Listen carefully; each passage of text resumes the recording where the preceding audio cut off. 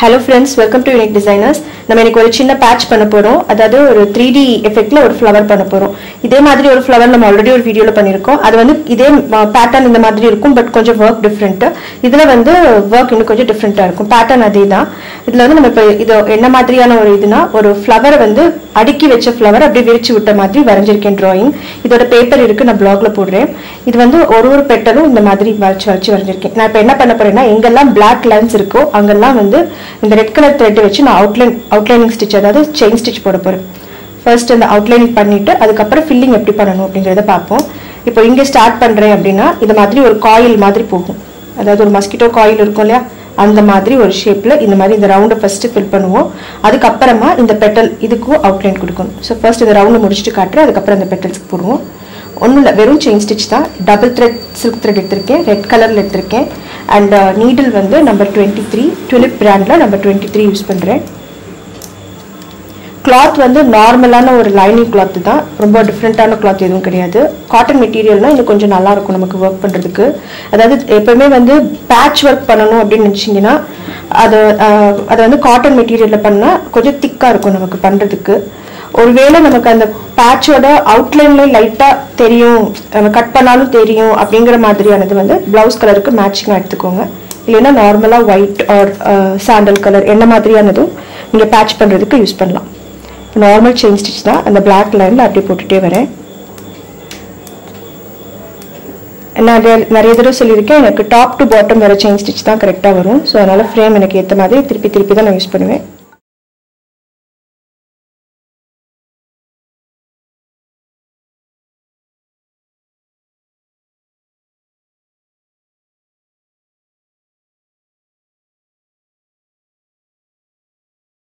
இப்போ நான் சொன்ன மாதிரி அந்த லைன் ஃபுல்லா வந்து போட்டு முடிச்சதுக்கு அப்புறம் பாத்தீங்கன்னா ஒரு காயில் மாதிரி இருக்கு. மஸ்கிட்டோ காயில் மாதிரியான லுக் இருக்கும். இதுக்கு அப்புறம் வந்து இதுக்கு மேல போட்டுருக்கேன் இந்த நெரிவ் லைன். இது வந்து பெட்டல்ஸோட ஷேப் தான். சோ இப்போ அதுக்குமே அவுட்லைன் போடணும். ஆனா வந்து அதுல நான் என்ன பண்ண போறேன் அப்படினா எக்ஸாக்ட்டா அந்த black லைன் வரைக்கும் நம்ம லைன் போடாம இத காட்றேன் பாருங்க. தெரியுதா?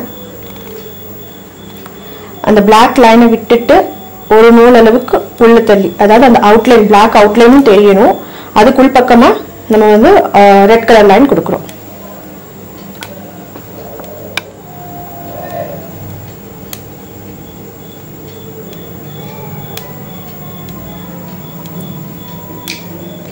சோ இதே மாதிரி ஃபுல்லா எல்லா இடத்துலயுமே இந்த black லைனுக்கு உள் பக்கமா ஒரு லைன் ஒரு நூல் அளவுன்னு சொல்லுவோம்ல அந்த அளவு உள்ள விட்டு வர்க் பண்ணனும். சோ இப்போ இந்த பெட்டல் அவுட்லைன் ஃபுல்லா முடிச்சிட்டு பாப்போம். இந்த அவுட்லைன் ஃபுல்லா போட்டு முடிச்சிட்டோம். அடுத்து வந்து நம்ம வந்து லோடிங் பண்ண போறோம். இது மேல ஃபுல்லா அந்த பெட்டல்ஸ் மேல ஃபுல்லா லோடிங் பண்ண போறோம். அது எப்படி பண்றதுன்றத காட்றேன். சோ இப்போ இந்த பெட்டலோட இந்த இடத்துல ஸ்டார்ட் பண்றேன். அதே த்ரெட் தான் டபுள் த்ரெட் எடுத்துட்டு இதுக்கு மேல இந்த செயின் ஸ்டிட்ச்க்கு முன்னாடியேவும் ஒரு லாங் ஸ்டிட்ச் போட்டுக்கோங்க. அதுக்கு அப்புறம் நம்ம சாட்டின் ஸ்டிட்ச் ஆர் லோடிங் ஸ்டிட்ச்ல ஒரு குட்டி ஸ்டிட்ச் போடுவோம் மேல அத வந்து இந்த செயின் ஸ்டிட்ச்க்கு அடுத்தாப்ல இந்த பக்கமா போட்டு திரும்ப ரிவர்ஸ் வந்துருங்க. மறுபடியும் கீழே இங்கேயே ஒரு ஸ்டிட்ச் மறுபடியும் வெளியில இந்த செயின் ஸ்டிட்ச்க்கு வெளியில. சோ கீழேயும் மேலேயும் இருக்கிற செயின் ஸ்டிட்ச் வந்து ஒரு பார்டர் லைன் மாதிரி உங்களுக்கு. அதுக்கு மேலே தான் நம்ம அந்த குட்டி ஸ்டிட்ச் போட போறோம். அதாவது நம்ம போடுற ஸ்டிட்ச் வந்து சாட்டின் ஸ்டிட்ச் இல்லனா லோடிங் ஸ்டிட்ச் அதுதான் போடுறோம். பட் எக்ஸ்ட்ராவா இங்க லைன்ஸ் போட்டுருக்கோம். அதை ஃபாலோ பண்ணி நம்ம பண்றோம். எதுக்காக அப்படி பண்றோம் அப்படினா வந்து இன்னும் கொஞ்சம் ஃபினிஷிங் நல்லா இருக்கும் பார்க்கிறதுக்கு. ஷேப் கரெக்ட்டா எக்ஸாக்ட்டா கிடைக்கும். நம்ம மேல போடுற அந்த குட்டி ஸ்டிட்சோட சைஸ் வந்து ஒன்னு போல வரும். இப்படி போட்டோம்னா அது அடியில பேஸ் இல்லாம அப்படியே போட்டோம்னா ஒன்னு கொஞ்சம் பெருசா சிறுசா அந்த மாதிரி ஆறதுக்கு சான்சஸ் இருக்கு. பட் இந்த மாதிரி ஒரு அவுட்லைன் போட்டு போடும்போது வந்து அந்த மேல இருக்கிற அந்த குட்டி ஸ்டிட்ச் வந்து பெர்ஃபெக்ட்டான சைஸ்ல ஒன்னு போல வருது. சோ அதனால அந்த மெத்தட் யூஸ் பண்றேன். ஜஸ்ட் இதோட கிராஸ் எதுவும் கிடையாது. ஃபுல்லா ஸ்ட்ரைட்டாவே இப்படி போட்டுட்டே போலாம். இது ஒரு லைனிங் துணி அண்ட் பேட்ச்காக மட்டும் தான் அப்படிங்கறனால இந்த சைடுல எவ்வளவு இழுத்தாலும் பிரச்சனை இல்லை நமக்கு. சோ அது நம்ம கவனிக்க தேவையில்லை.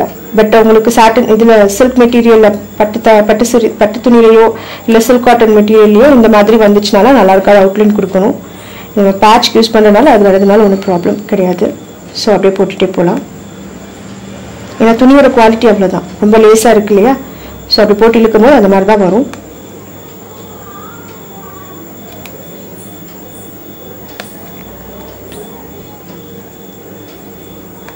ஸோ இதே மாதிரி ஃபுல்லாக எல்லா பெட்டல்ஸும் ஃபினிஷ் பண்ணிவிட்டு காட்டுறேன்.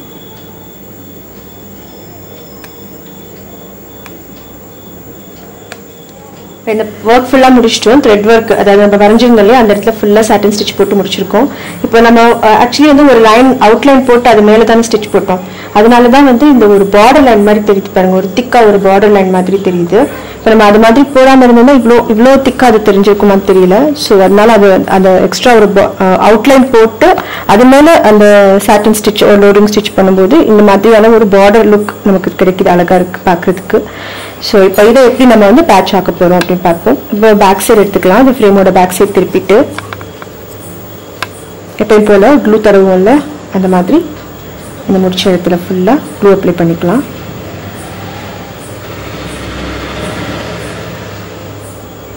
அதாவது இந்த பெட்டலோட எண்ட்லேயும் க்ளூ இருக்கணும், அந்த காயில் மாதிரி ஸ்ட்ரெயிட் லைன் இருக்கு இல்லையா அதுலேயும் க்ளூ இருக்கணும். ஃபுல்லாக அப்ளை பண்ணி காய வச்சுட்டு கட் பண்ணலாம்.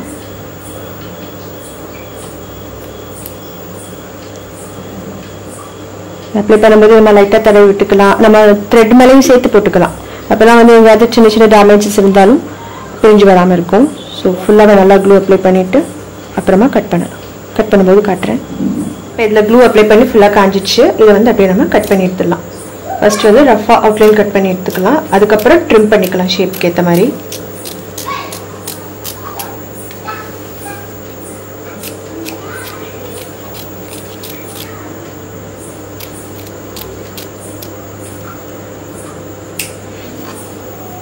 இப்போ வந்து கரெக்டாக இந்த லைன்லேயே கட் பண்ணிகிட்டே வரணும். நம்ம ஒயிட் கலர் கிளாத் வெளியே தெரியாமல் அந்த த்ரெட் கிட்டேயே கட் பண்ணிக்குவோம். த்ரெட் கட் பண்ணிட வேணாம், கொஞ்சம் பொறுமையாக கவனமாக செய்யணும். அதே மாதிரி இந்த பக்கம் கட் பண்ணுறது இந்த ஷேப்பில்.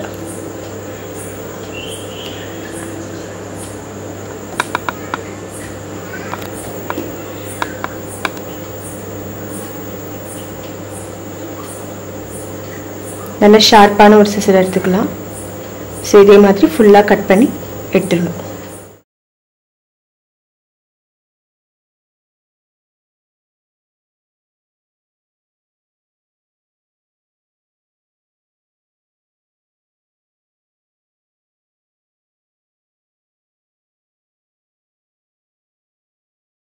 இப்போ நம்ம ரெடி பண்ண பேட்ச் வந்து ஃபுல்லாக கட் பண்ணி எடுத்துட்டோம். இந்த மாதிரி தான் வரும். அது கட் பண்ணால் ஒரு மாதிரி சுருண்டு சுருண்டு இருக்கிற மாதிரி இருக்கும் ஃபஸ்ட்டு.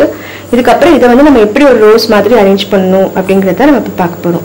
ஸோ இப்போ இந்த மாதிரி இருக்கும். நம்ம கட் பண்ணி அந்த பேட்ச் அப்படியே இருக்கு பாருங்கள். அதை கட் பண்ணதுக்கப்புறம் இந்த மாதிரி இருக்கும். இதை வந்து இந்த சைஸுக்கு ஒரு ரோஸ் மாதிரி நம்ம அரேஞ்ச் பண்ண போகிறோம். ஸோ எப்போவுமே வந்து ஃபர்ஸ்ட் வந்து அவுட் சைட்லேருந்து ஆரம்பிங்க. இந்த இடத்துல ஸ்டார்ட் பண்ணுறோம் அப்படின்னா ஒரு normal swing needle and thread, சாதாரண கை ஊசியும் நூலும் எடுத்துக்கோங்க. இப்போது இங்கே ஸ்டார்ட் பண்ணுறோம்.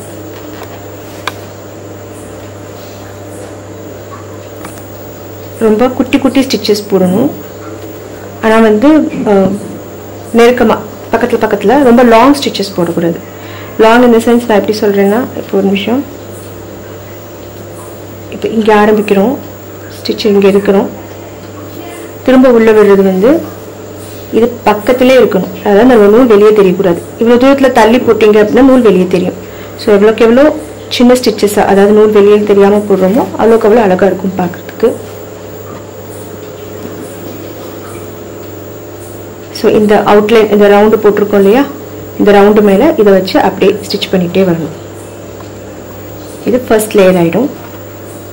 ஸோ ஃபுல்லாக ஸ்டிச் பண்ணிட்டு காட்டுறேன்.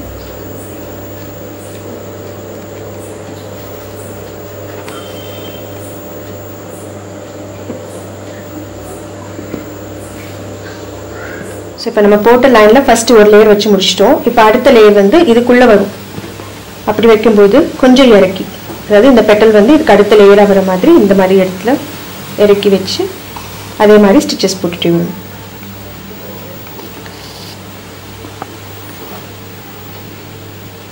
இப்படி லைட்டாக டர்ன் பண்ணிக்கலாம். ஒருவேளை நமக்கு வந்து இது இப்படி ஸ்ட்ரைட்டாக போகிறத விட இப்படி திருப்பி வைக்கணும் இல்லையா, ஸோ அப்போ இந்த இடத்துல வந்து கொஞ்சம் இந்த மாதிரி ஒரு மடக்கணும், லைட்டாக ஒரு மடிப்பு மடித்து தைக்கணும் அப்படின்ற மாதிரி வந்துச்சுன்னா அதே மாதிரி மடித்து தைச்சிக்கலாம். இந்த ஃப்ளவர் மேக்கிங் வந்து நமக்கு கரெக்டாக அதை அரேஞ்ச் பண்ணுறதுல தான் இருக்குது. இது எந்த அளவுக்கு எங்கே மடிக்கிறோம், எவ்வளோ தூரம் இதை இறக்கி வைக்கிறோம், இப்படி மேலே வச்சிட்டிங்கன்னா அந்த லேயர் தெரியாது.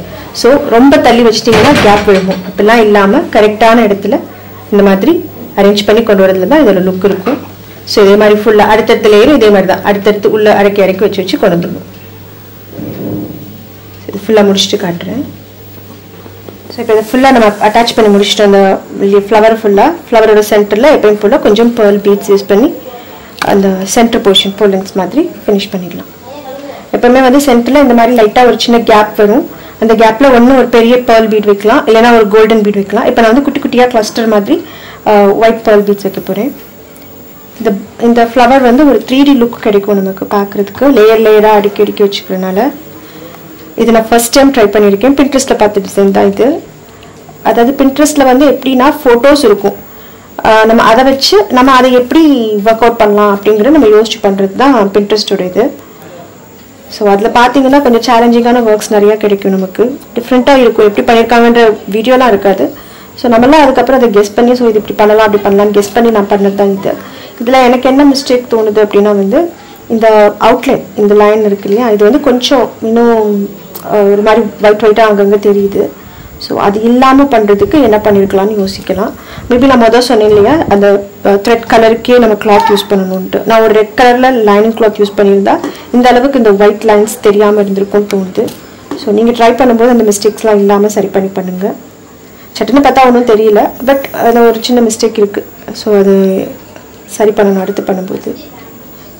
இது ட்ரையல் தானே, அடுத்து ப்ளவுஸில் பண்ணும்போது பர்ஃபெக்டாக பண்ணலாம். ஸோ இப்போ இந்த ஃப்ளவர் கம்ப்ளீட் பண்ணிட்டோம். சைடில் ஒரு லீஃப் போட்டு ஒரு அழகான மோட்டிஃபாக கொண்டு வந்துடலாம். ஃப்ளவர் டிஃப்ரெண்ட்டாக பண்ணனால லீஃபும் கொஞ்சம் வித்தியாசமாக ஏதாச்சும் பண்ணலாம்னு நினச்சேன். எப்பவுமே இந்த மாதிரி ரோஸ் பண்ணும்போது இந்த லீஃப் போட்டு அழகாக இருக்கும் பார்க்குறதுக்கு. ஸோ அந்த லீஃப் போட்டிருக்கேன். இதில் வந்து one side of the leaf ஃபுல்லாக வந்து சீக்வென்ஸ் வச்சு ஃபில் பண்ண போகிறேன். இப்போ பார்த்தீங்கன்னா இந்த லீஃபை வந்து ரெண்டாக பிரிச்சிருக்கேன் நான். சென்டரில் ரெண்டாக பிரிச்சிருக்கோம். இது ஒரு ஹாஃப், இது ஒரு ஹாஃப். இந்த ஹாஃபில் வந்து லைன்ஸ் போட்டிருக்கேன் இல்லையா, இந்த மாதிரி டயகனல் லைன்ஸ். இந்த லைன்ஸ் மேலே அப்படியே வந்து ஒரு லைன் சீக்வென்ஸ் வச்சு ஃபில் பண்ண போகிறோம். சம்கி வச்சு ஃபில் பண்ணலாம்.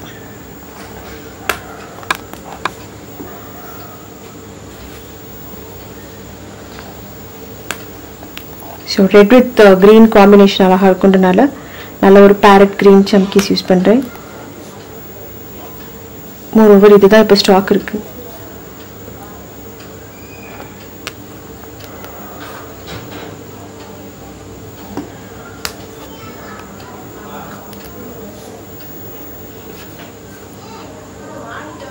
இப்போ இது ஃபர்ஸ்ட் ஒரு லைன் வச்சிருக்கேன் இல்லையா, இதே மாதிரி இந்த லைன்ஸை ஃபாலோ பண்ணி அடுத்தடுத்த லைன் இப்படியே வச்சுட்டே வரலாம்.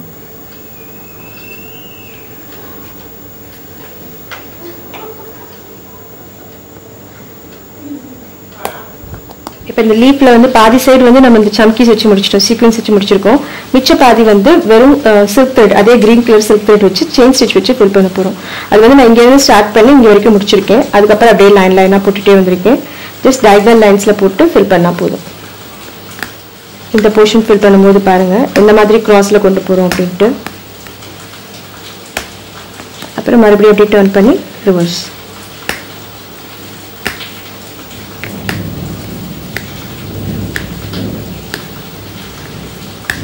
இந்த லீஃபோட ஷேப்புக்கு ஏற்ற மாதிரி லாங்காக ஷார்ட்டாக அந்த மாதிரி நம்ம லைன்ஸ் போட்டுக்கணும்.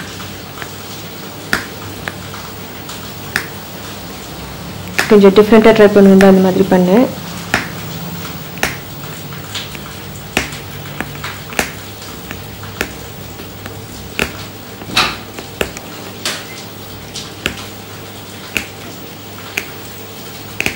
ஸோ இப்போ இந்த மோட்டிவ் ஃபுல்லாக கவர் ஆயிடுச்சு. லீஃப்லேயுமே பார்த்தீங்கன்னா ஒன் சைட் சம்கி ஒன் சைட் த்ரெட் வச்சது கொஞ்சம் அழகான டிஃப்ரெண்ட்டான ஒர்க்காக இருக்குது. அண்ட் ஒரு சின்ன கொடி ஒரு கொம்பு போட்டிருக்கேன். அதுலேயும் எண்டில் வந்து சும்மா பட்ஸ் மட்டும் அந்த போலன்ஸ் மாதிரி இந்த ஒயிட் பேர்ல்ஸே யூஸ் பண்ணியிருக்கேன். இந்த ஃப்ளவர் பார்க்குறதுக்கு எப்படி இருக்குன்னா நேரில் பார்க்குறதுக்கு ஒரு வெல்வெட் லுக் மாதிரி இருக்குது, ரொம்ப அழகாக இருக்குது பார்க்குறதுக்கு. ஸோ இதை நம்ம குட்டி பிள்ளைங்க ட்ரெஸ்லேயோ குர்த்திஸ்லேயோ இதில் வேணாலும் ட்ரை பண்ணலாம். ஃப்ளவரோட சைஸ் வந்து உங்களுக்கு வேணுங்கிற மாதிரி நீங்கள் இதுக்கு சரி பண்ணிக்கலாம். லைக் ஒரு ஃபார் எக்ஸாம்பிள் நான் மெஷர்மெண்ட்ஸ் சொல்கிறேன். ஃபர்ஸ்ட் நான் வரைஞ்சது என்ன அளவில் வரைஞ்சேன், அதை அரேஞ்ச் பண்ணும்போது என்ன அளவில் அரேஞ்ச் பண்ணேன் அப்படிங்கிற டிஃப்ரென்ஸ் மட்டும் உங்களுக்கு நான் இப்போ சொல்லிடுறேன். ஸோ இப்போ இந்த ஃப்ளவர் தான் நான் இன்னைக்கு அதை ட்ரேசிங் பண்ணியிருந்தேன். ஃபர்ஸ்ட் அதை ஒயிட் கிளாத்தில் போட்டோம் இல்லையா, இந்த சைஸ் தான் நான் பண்ணியிருந்தேன். அதோட சைஸ் பார்த்தீங்கன்னா இந்த எண்டு பெட்டல்ஸோட எண்டில் இருந்து இந்த எண்டு வரைக்கும் 4.5 inches இருக்குது. ஸோ இதோட சர்க்கம்ஃபரன்ஸ் 4.5 inches இருக்கு டயமீட்டர். அதாவது ஃபுல் டயமீட்டர் பார்த்தீங்கன்னா 4.5 inches. நம்ம இதை பேட்ச் பண்ணோம் இல்லையா, அந்த இடத்துல வந்து எப்படி பண்ணோம் அப்படின்னா, இங்கே இருக்கிறது இதோட ரவுண்டு, நம்ம உள்ள ரவுண்டு தானே, இங்கே தான் ரவுண்டு போட்டிருந்தோம். அதாவது இந்த ஸ்டிச்சிங் பாயிண்ட்டும் இந்த ஸ்டிச்சிங் பாயிண்ட்டுக்கும் எவ்வளோ டிஸ்டன்ஸ் இருக்குன்னு பார்த்துக்கலாம். இருந்து இது ஒரு 2 inchக்குள்ளேயே தான் இருக்குது. 2 inch தான் இங்கே வரைக்கும் வந்துருக்கு. 2 inchக்குள்ளேயே தான் இருக்குது. ஸோ நம்ம 4.5 inchக்கு போட்டது வந்து வச்சு அரேஞ்ச் பண்ணுறது, அதோட டயமீட்டர் சர்க்கம்ஃபரன்ஸ் வந்து 2 inchesக்குள்ளே இருக்கணும். சர்க்கம்ஃபரன்ஸை டயமீட்டரை கரெக்டாக சொல்ல தெரியல. அந்த அளவு வந்து அது 4.5னா இது வந்து 2 inchesக்குள்ளே இருக்கிற மாதிரி வச்சுக்கோங்க கணக்கு. அண்ட் ஸோ இப்போ இந்த ஃப்ளவர் எப்படின்னா, இது 4.5 inches இருக்குது அப்படின்னா இதை வச்சு அரேஞ்ச் பண்ணும்போது நீங்கள் 2 inches வரைக்கும் அரேஞ்ச் பண்ணலாம். ஸோ இதுதான் மெஷர்மெண்ட்டு. அதாவது பாதிக்கு பாதி, நம்ம இதோட சர்க்கம்ஃபரன்ஸ், இதோட டயமீட்டரும் இந்த அட்டாச் பண்ணுற ஃப்ளவரோட டயமீட்டரும் பாதியாக இருக்கணும். அப்படின்னா தான் உங்களுக்கு அது கரெக்டாக வரும். ஸோ இன்னும் கிளியராக சொல்லணும் அப்படின்னா, உங்களுக்கு ஒரு 3 inchக்கு ஒரு ஃப்ளவர் வேணும் அப்படின்னா நீங்கள் இதை வரையும் போது அது 6 inchக்கு வரையணும். அதுதான் மேட்ரு. ஸோ உங்களுக்கு ஃப்ளவரோட சைஸ் உங்களுக்கு கரெக்டாக புரிஞ்சிருக்கும்னு நினைக்கிறேன். இப்போ கண்டிப்பாக நீங்களும் வேறு இதில் ட்ரை பண்ணி பாருங்க. அண்ட் இந்த ட்ரேசிங் பேப்பர் பிளாக்ல அப்லோட் பண்ணுவோம். அண்ட் இந்த ட்ரேசிங்கும் கேட்டிருந்தீங்க ஒருத்தவங்க, அதனால தான் நான் வரைஞ்சி வச்சிருந்தேன். இந்த லாஸ்ட் டைம் போட்டோன்னே அந்த டியூப் பீட்ஸ் வச்சு ஒரு டிசைன் போட்டோன்னே ஒரு மோட்டிவ், அதுக்கான ட்ரேசிங்கும் கேட்டிருந்தீங்க. ஸோ அதுவும் இதுவும் சேர்த்து இன்றைக்கி நான் பிளாக்ல அப்லோட் பண்ணுறேன். கண்டிப்பாக பாருங்கள். அண்ட் இந்த ஃப்ளவர் மாதிரி நீங்களும் ட்ரை பண்ணுங்கள். இதை இன்னும் வேறு எப்படி அரேஞ்ச் பண்ணலாம், இன்னும் வேறு என்ன மாதிரியான இதை கொஞ்சம் மாடிஃபை பண்ணலாம் அப்படின்னு யோசிக்கலாம். யோசிச்சுட்டு புது ஐடியா கிடைச்சதுன்னா நானும் ஷேர் பண்ணுறேன். தேங்க்யூ ஃபார் வாட்சிங். பாய்.